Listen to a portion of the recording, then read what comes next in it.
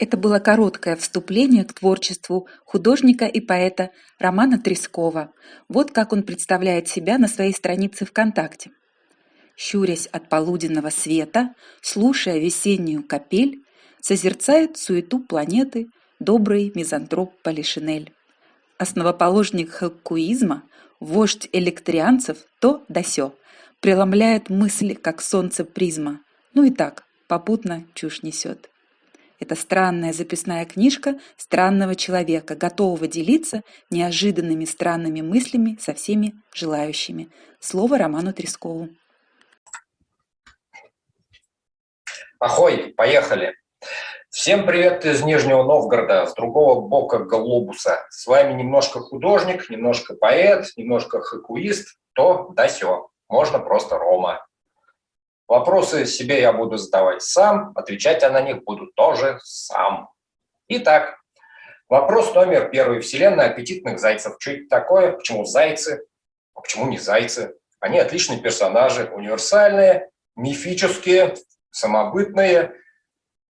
Кролики пошлые, волки и лисы слишком гендерные, медведь так сам по себе, а зайцы, они коллективные, бессознательные, короче, приятные во всех отношениях, аппетитные на фоне гарнира. Живут где-то рядом, а я так мимо проходил, помогал снеговика лепить. Вот по этому поводу первый стих про снег. Не каждый год, гораздо реже, раз в жизнь, а может даже в век, на Тигро-Ефратском побережье желанный выпадает снег. На пальмы шапочки напялит, а рыки вровень заметет. Ворота Иштар накрахмалит, без боя город в плен возьмет. Встречает утро перламутром, кружит, пуржит со всех сторон, помадит сахарной пудрой куличик черствый Вавилон. Запомни красоту такую, ее порой полжизни ждут. Проснувшись, жители ликуют и на работу не идут.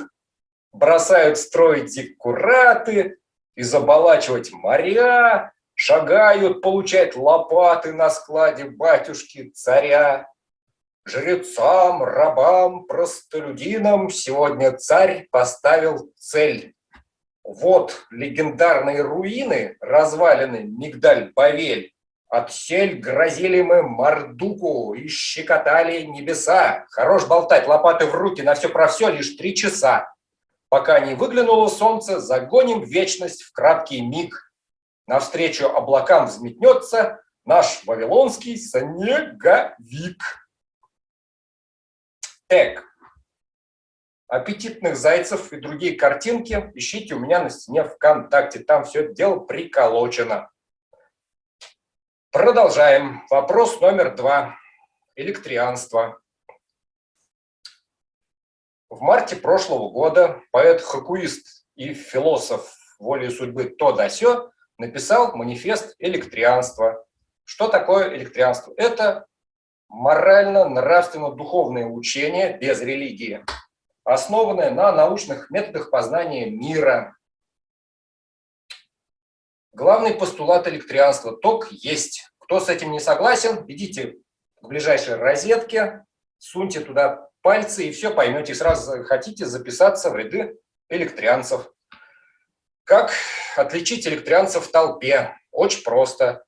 У него в нагрудном кармашке торчит индикатор. Вот такие дела. Стихов электрианских не бывает, по этому поводу надо читать не стихи, а инструктажи по электробезопасности с последующей росписью в журнале. Вот. Давайте я лучше про любовь почитаю. На улице весна, романтика, все такое. Стих про любовь. Под большим одеялом лоскутным, подаренным бабкой, я творю чудеса не один. На поваленном стуле застыло цветочной охапкой невесомо воздушное что-то. Нет, погоди, это платье ее, это просто то самое платье, под которым скрывалась она от назойливых глаз. Мы творим чудеса на старинной скрипучей кровати. Мы не видим часов, мы счастливыми стали на час. Словно дети, смущенно смеясь, мы играем друг другом. Пусть сегодня любовь будет шуткой, невинной игрой. Это позже она обернется смертельным недугом. Мы отравим друг друга собой. Текст. Тему любви закрываем одеялом лоскутным. Поехали дальше. Вопрос номер 3.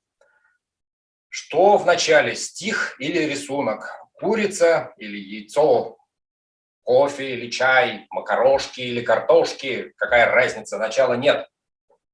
Есть лента Мёбиуса. С одной стороны у нее стихи, с другой стороны у нее рисунки. Кто в теме, тот поймет. То стихи, то рисунки, то ни того, ни другого, одни зайцы аппетитные. А в начале у всего детство. Вот вам стих про детство и про маменьку. Говорила когда-то маменька: ты, ребеныш, уже не маленький, скоро выпадут глаза молочные, а прорежутся злые, точные. Да проявятся знаки взрослости, зубы мудрости, ребра жесткости. Станешь вредничать, станешь важничать, колобродить по девкам, бражничать. А есть-то, сыножечка, пить-то с горлышка, позабудешь родное гнездышко. Время тикало, время такало, время кровью из носа капало. Вот и вымахал до сожжения больше зеркала отражения.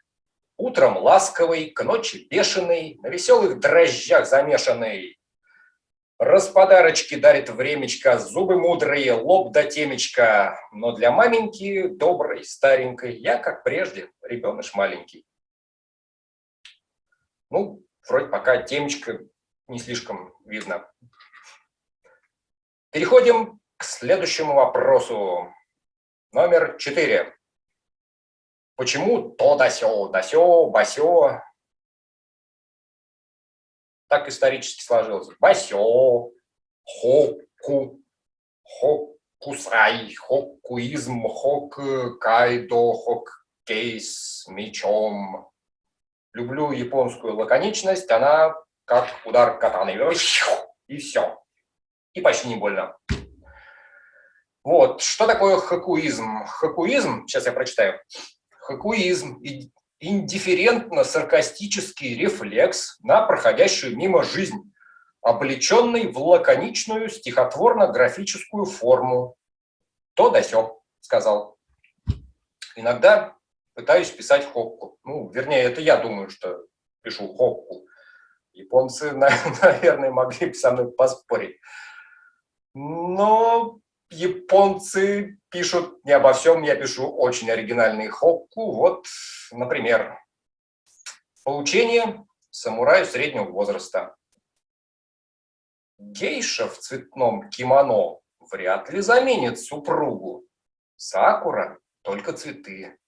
Вишня – компот и варенье. Так, шутки-прибаутки. Поехали дальше. Шутки в сторону, теперь поговорим о серьезном. На днях написал балладу. Называется «Луг и стрелы». Этот стих разбудил меня ранним утром, вонзившись стрелой мне в башку.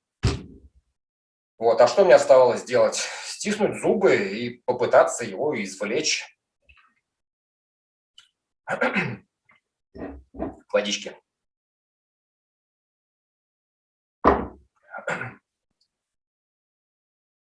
Всю ночь мы пили. Деньги прочь. Хор, грохот кулаков. Благословенной стала ночь для шлюх и кабаков.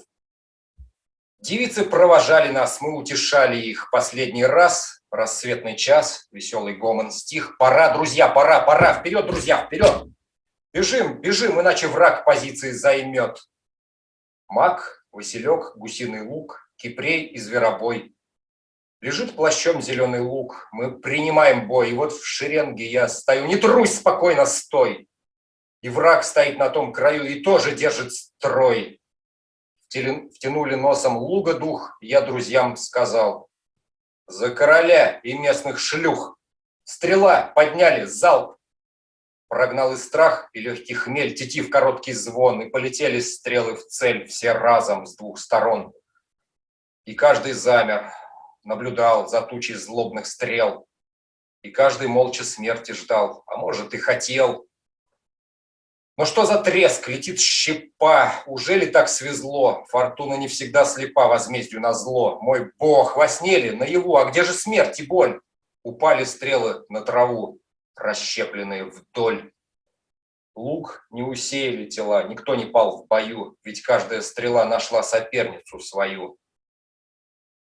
Отряд в смятении стоял, взирая в небеса, и наш противник шлемы снял, молитву вознеся. Похоже, чудо нас спасло от смерти роковой. Не время бросить ремесло и повернуть домой.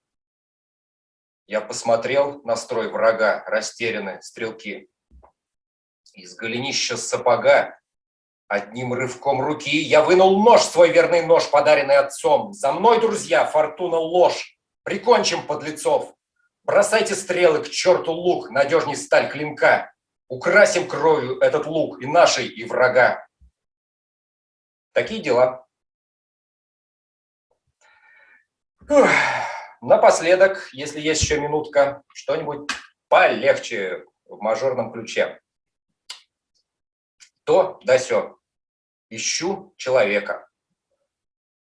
Открывай, это дворник из ЖЭКа. Ты расклеивал ночью в плаще объявления. Ищу человека, не конкретного, так вообще. Извините, я больше не буду. Объявление сегодня сниму. Накатила тоска почему-то. Иногда сам себя не пойму. Ну те здрасте. Шутили, короче. Вот и верь хулигану в плаще. Человек к вам пришел, между прочим, не ругаться. А так, вообще. Если кто слушал, спасибо за внимание. Я сижу тут как Гомер. Ну, не Симпсон, а который древнегреческий, который своих слушателей не видел. Заходите в гости ВКонтакте.